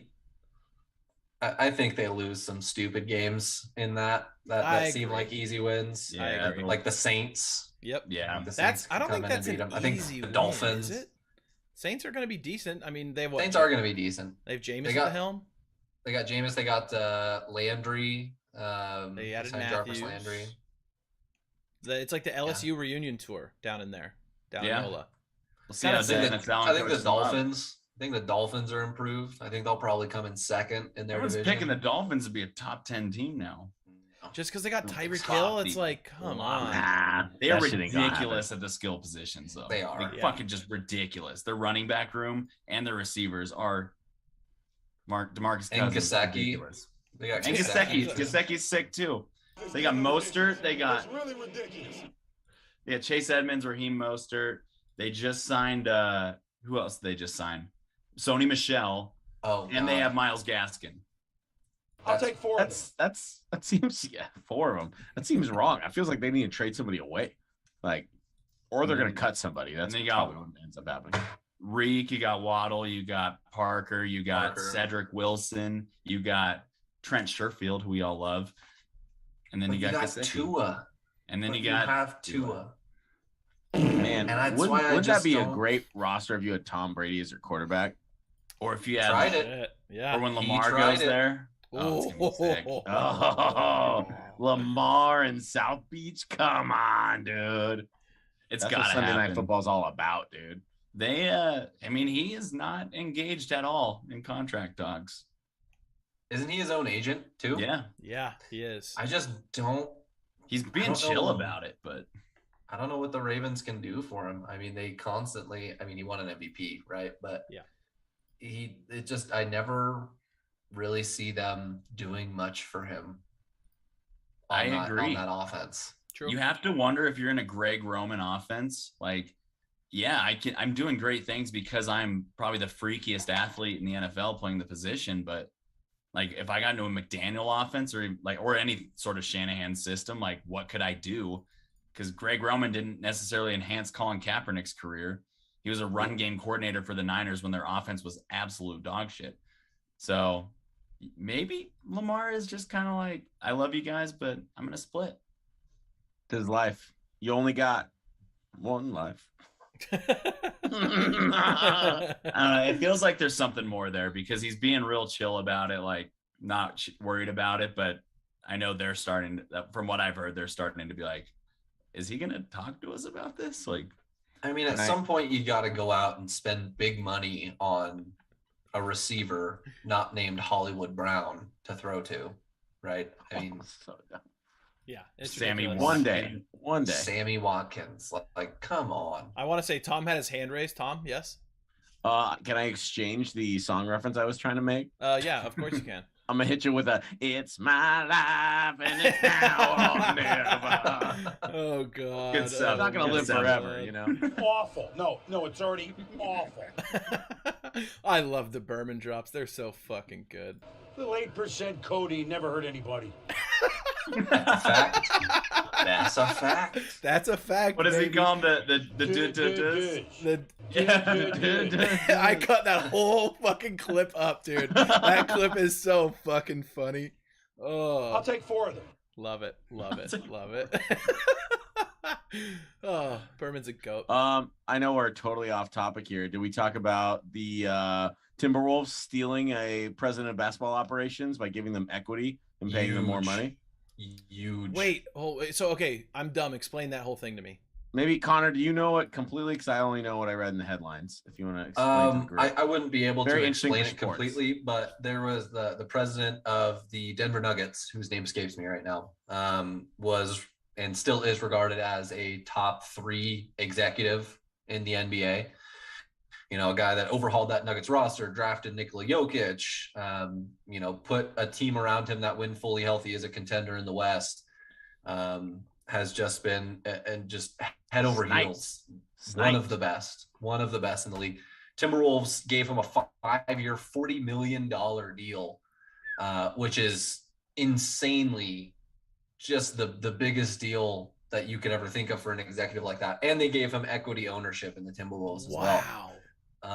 And that's just unheard of. I mean, that I don't think that's ever happened, nor will ever happen again, in my opinion. I guess I'll piggyback off that and talking about small market teams and how this is an angle you can take. You take away an executive from a large market team, you bring him to a small market, you pay him what is really, it doesn't even hit your salary cap what you pay your fucking executives. Obviously, it's a lot, but if you're a wealthy owner in Sacramento and you wanted to get somebody that maybe wouldn't come there normally, give them fucking equity in the team, you pay them more than they get paid anywhere else, and you say, make our team great. I think it's an angle where small markets might be able to take advantage. Just want to dive in here really quick. Warriors have come back from down 28 to being down 10 with 2 minutes left. Maybe we should have taken the halftime fucking. Well, you took it. telling You you, unit man. on it. Let's go. But there's only 2 minutes left, and they did that all with their bench Unlikely. players, all Holy with the young shit, rookies. man. And then they put all their starters back, and they're like, "Oh, maybe we are gonna win this game." Down 10, 2 minutes left. So yeah, but I agree. as well, because I think what we all needed for the Giants coming off a 5-game losing skid was a Tuesday night creamsicle game with Logan Webb on the bump, and it is 8-2 good guys. in the Let's fifth. go. Oh yeah, did we already talk about baseball? Because No, we're about to transition into it right now. Thank you, yikes. Maddie. Yeah, it's been So dark. the Giants been a little tough recently. Had a tough series against the Padres. Didn't we drop one to the Rockies even at some point? It was a little ugly there for a bit. Cards before that was That's a tough right. series. Cards was tough. Ooh. We talked a little bit about that last week, but yeah, just been tough going for the boys in black and orange. But nice to know they're getting a little comeback game. Obviously, we all know baseball is a game of slumps, and it seems like they were kind of in one. Yeah, Jock's got 2 dingers. Oh, he Ooh, does. let's 4 go. RBIs. I'm Ignore glad I dropped Stella that that I guy. just dropped him. Oh, you dropped him? I Oh. dropped him a while ago too. Time for I me to had go him. pick him Stella. up. LaStella with a home run, 3 RBIs, 2 for 3. Let's Webby's go. pitching a little bit better, 6 Ks over 5 innings, only 5 hits and a walk. I mean, he's getting back into shape. Yeah, What's the problem, boys? What's wrong with the Giants?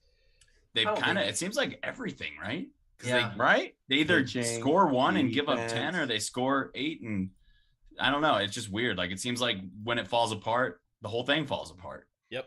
They've had a lot of injuries too.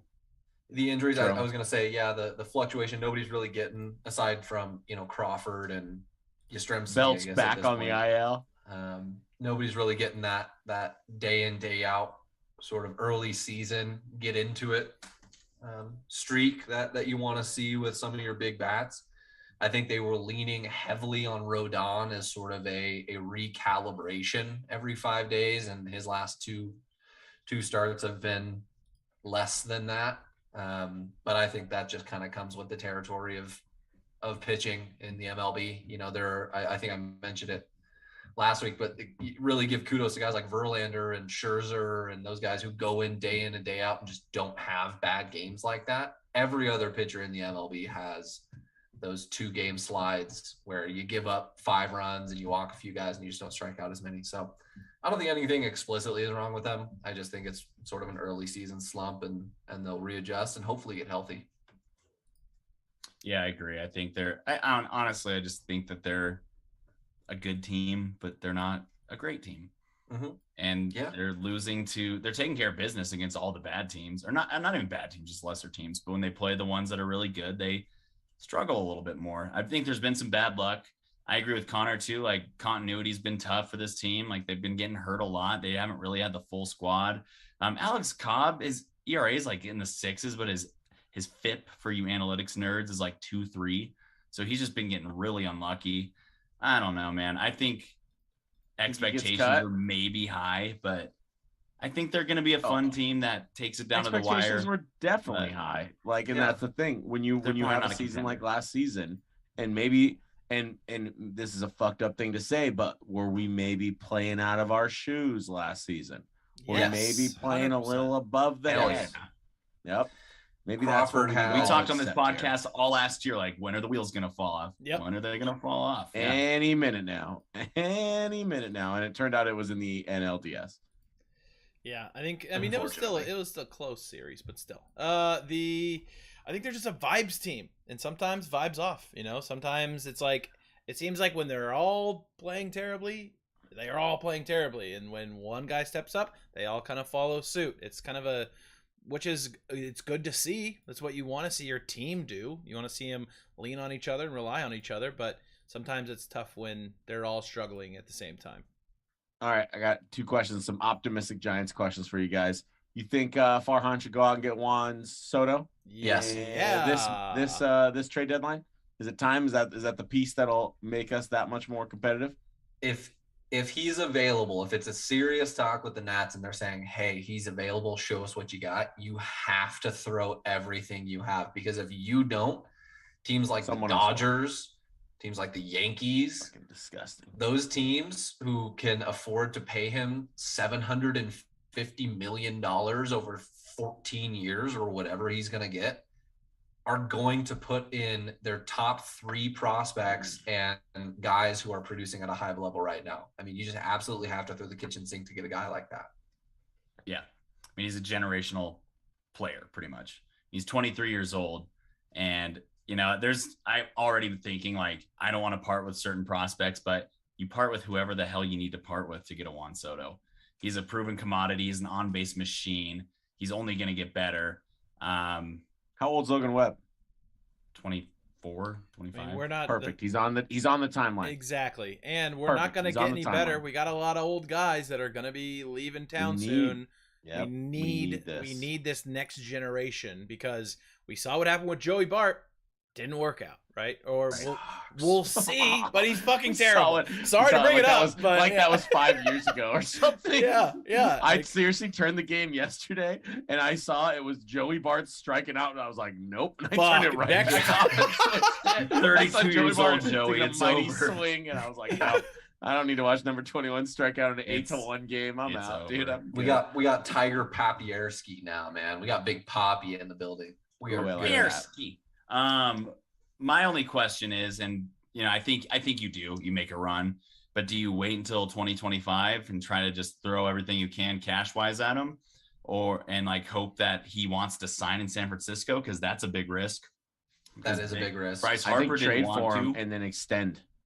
Trade for him and extend. That's right. it's- That's the move, right? It's the Beltron conundrum, right? I mean, you go out and try to get I'm not trying to equate Soto with Beltron in any respect, but it's the trading one of your top prospects for Beltron, and then Beltron plays like doo-doo and then leaves, and then you're out one of your top prospects.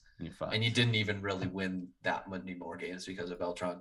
With Soto, I do think it's still something where if you get burned, it's going to be a monumental burn, but I would respect the hell out of Farhan for even trying. He won't be and 24 until October. I think Soto's the type of guy that he's not. I mean, I don't know. I'm so biased. It just seems like he wants to play in San Francisco. I want him think to so. want to play in San Francisco. Yeah. He doesn't seem like he's not like a sellout for home runs guy. He hits the ball pretty hard and flat. So he'd probably be a great gaps hitter. And like worst case scenario, he's a 400 OBP guy who hits 25 home runs a year. And plays a Sounds solid great. right field. Yeah, so fucking good. He could do that With for the potential years, to be too. a 40 Do that for homer years. guy every year. Is that a 10-year contract guy? We're all That's on the board. that's a Yes. 14. 13. Yeah, 13. let's do That's it. a Let's 500 fucking mil. do it, Oh yeah, dude. that's a Mike 30 Trout contract. I'm saying Guy, 13 36 for years old, 600. I wouldn't Um, even blink at 13 for 600. I got one more headline if we're going to transition for you. A tweet or something I saw on Bleacher Report or Earl, something. Are you transitioning out of? I had one more Giants No. question. It's Oh, still okay, baseball, go. All right, but go, go. I saw. Yeah, exactly. Fucking, I guess Aaron Judge might not re-sign his deal because he might Ooh. have interest in signing with your San Francisco Giants. Wow. What the fuck was that about, He's Matt? from the Tell me what Valley. that's all about. He's a Valley That's kid. it. Yeah. Oh, really? Yeah. What is he? Fucking Really? Modesto I guy? Is he didn't know fucking that. Fairfield? From Look it up. Linden, I think. Oh, I think I know what you're talking about. Yeah, fucking Central Valley. Yeah, he's a Central Valley guy. I know some Oh yeah, guys that he played for growing the up. Fresno State Bulldogs. Did not Yeah, know he's Fresno that. State Dude. kid. Wow. Dude, I didn't know that either. I love the Giants are just getting all the Cali kids. They're like, hey, did you play baseball in California as a young child? Come to San Francisco. Well, the It's not great Southern here. California. Yeah, I guess, exactly. yeah, The not Southern, but like non-Dodgers Northern guys. California guys. Yeah. He'd be cheaper from a prospect perspective, that's for sure. True. I don't see them. I think we talked about this in the group chat. I don't see them throwing like 7 years at him though. He'd probably Right, be like that's a probably three what to they 4 year want. deal. They'd probably hit the APY that he wants, but he's not getting long term security at his age, and he's had some injury history, and he's a good athlete still. But He's so good. If you get He's Judge, our can DH you though get for sure, Soto? right? Yeah, he would be DH probably. Oh, he's a- we get If we you get both, Judge, dude. can you get Soto?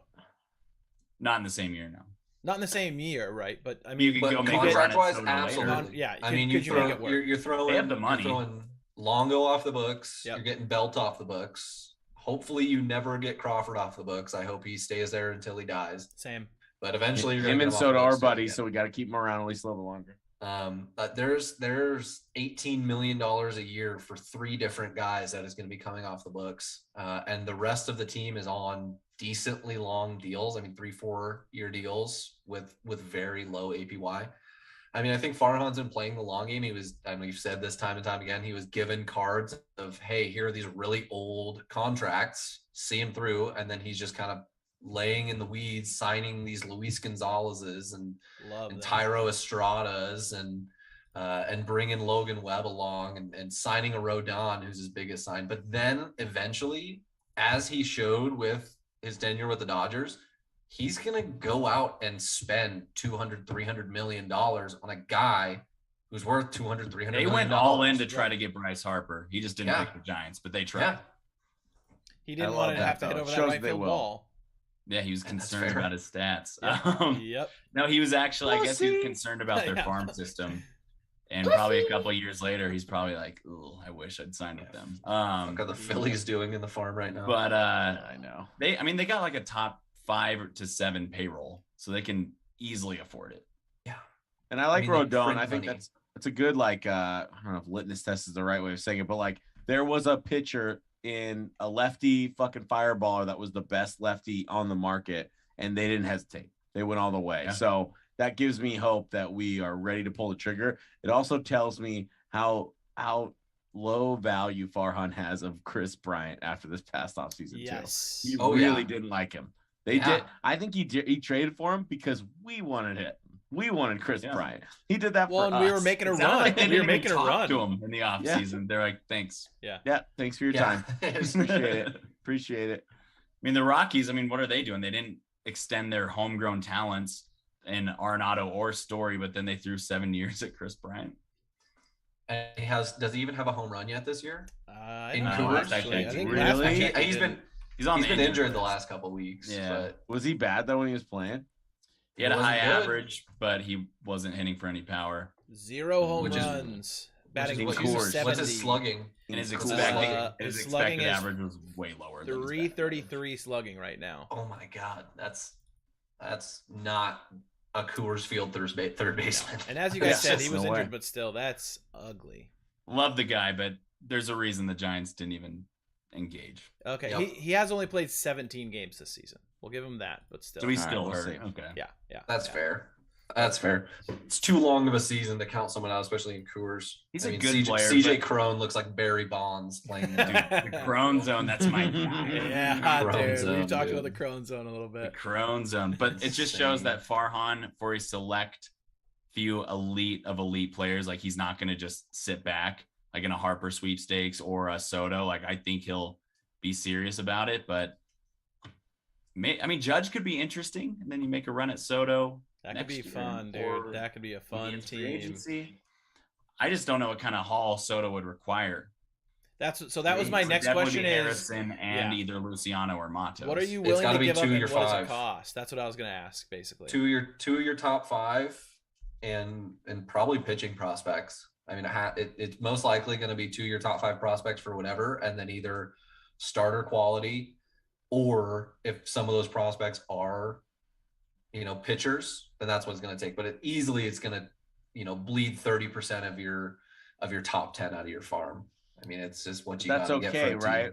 We have I would do that in in our ability to rebuild. We are Farhan, a Farhan team now. We aren't like back in the day where we were like the worst farm team. Yeah. That was always the Giants I know, fucking. Well, that's kind of like prospect. When we traded for Beltran, when we traded Zach Wheeler, it was like, this is my last 20. I'm going to throw it on the table. That's all they had. On black. Put it on black. I hope for the best. Zach Wheeler, top 5 pitcher right now as we speak. Yeah. Carlos Beltran.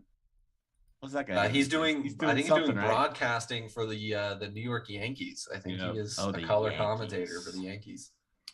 But they've shown that they were able to flip the entire farm system very quickly. And I think they'll continue to replenish it. And it would hurt to not see those guys grow up in your system, but for Juan Soto, it's a no-brainer. Yep, absolutely. It's just one of those things where you retool it, and then with the timeline that I see the Giants on, you keep some of that retooling, but some of that retooling has been brought about to capitalize and go out and sell that to other teams to get Juan Soto's, Aaron Judge's, whoever it might be. Because I just don't think they're on the timeline where they're going to wait for Luciano or a Bishop or whoever else that pitching prospect that you just posted in the chat that went up to AA. I don't think they're waiting for those guys to come up and be the guys. Some of them, I think they will, but others, I think they're ready. I think Farhan is ready to say, okay, and now go and bring me Juan Soto, bring me, these other guys. And I think he'll do it. I don't think the Dodgers have been able to do it. I mean, different caliber players and different age, but I mean, they didn't part with Lux or Dustin May when they traded for Trey Turner and Max Scherzer last year. They parted with Josiah Gray was the top prospect. He's like a good player, but he's not great. Yeah. Juan Soto's in a different category, but maybe you can get creative and part with one of Harrison, Matos, or Luciano, and I don't know. Two for Scherzer and Trey Turner. I like to think that value equals a Soto, though. So like that's combine them. You might be Trey closer. Turner's a top 10 player, so yeah. And Scherzer is older, but certainly still I'd say healthy, a top 10 pitcher. Yeah, easily. Lot It'll can be happen. Interesting. Trade deadline's Sure gonna be fun. Be bright. Yeah, Judge would be fun though. Judge would be very fun. I think. It'd be a nice little boost. Absolutely. Just anytime you bring a slugger to the Giants, it's always fun because I think we missed the pass of Barry Bonds and just balls flying out of the park, which we got last year. Super fun, but bringing a star power like that would be a blast. And Giants fans are way more fun than Yankee fans, so they'd probably have like a section that's like the jury or some shit. Like it would just be. Dude, that'd be Don't awesome. they already have that in Yankee Stadium? Do they do that already at Yankee Stadium? Yeah, doesn't they show up with like those like white wigs and shit? Yeah, they sell I just wigs. assumed you couldn't even show up without being clean shaven at Yankee Stadium. So. They don't throw beer bottles and cans and nachos at opposing teams. So I guess that's a plus. They just call them bums. That's fine. All right. I did want to jump on one thing pitcher wise. Shane McClanahan. Where did this man come from? Dude, he's Tampa awesome. Bay Rays pitcher, and he's not even their starting, like their number one guy. He's not even their ace. He is now, but he's not even nine Ks today. He had 9 Ks. He has and this was this morning. I think now with the 9 Ks, he has over 53 innings. He has 74 strikeouts. Ooh. I mean, he's averaging like 7-8 strikeouts a game. Just absolutely unhittable. Has under a 2.5 ERA, under a 0.8 WHIP. He's only given up about 30 hits over those innings to maybe 10, 11 walks. I mean, the dude just came out of, in my view, absolutely nowhere, and he is disgusting. I mean, him and Cease are carrying my big money league. Let's go. We get a lot of hype around him heading into the year, but I think Shane Baz before his injury had more, and McClanahan's been unbelievable. Didn't I recognize that name? Matt, didn't you have him as an honorable mention for your Cy Young picks or no? I had Manoah. Oh, I picked Cease and Manoah was my honorable Okay. mention. Yeah, I think Cease and McClanahan are leading the charge right now in the AL. Yeah, dude, McClanahan's so fun to watch. He's disgusting. And he has made me a lot of money. I'm going to start paying attention. Oh, you still hitting those strikeout overs, baby? Overs and ladders. I mean, his has been set at like 6.5 for the last few weeks, and he's just been laddering it up to 9, and it's just been great. I mean, his last. So we got 7, 8, 9, 7, 11, 5, 11, 7, 9. That's his Ks. Dear disgusting. God. Dear God. Disgusting. Unhittable. Well, shit, boys. Anything else you guys want to touch on sports-wise? I would say also Kevin Gausman is dominating in Toronto. Love that. Very fun to watch. Love that. Yeah, I didn't want to see him fall off a cliff. No one did. So. 60 strikeouts to 3 walks. I'd say that's pretty dominating. I'm gonna be rooting for the Blue Jays in the playoffs. Me too. Me too. They might be an AL team I can get behind. They're hard to hate. Just a bunch of Canadians, dude. Fucking. It's Canadian aspirin with a little bit of codeine in it. Just enough to give you that pop. I love it. I love it. I love the experiment drops. Undefeated. Yeah, I think Blue Jays. I think we can adopt the Blue Jays as our AL team for the pod. How about that? Matt's been a fan for years. Let's be real. I have a Blue Jays hat actually. I could put it on. I got one a long time ago when my mom went to Toronto. Some of the best jerseys in the MLB, easily. Absolutely beautiful. All right, boys. We're near the end of the show. Any takebacks? Any grievances? Anything you want to share? I'll start. I have a take back. Earlier I asked if Jimmy G was out at the OTAs. Clearly that man is fucking injured. I don't know if I'm going to be putting on this headset again.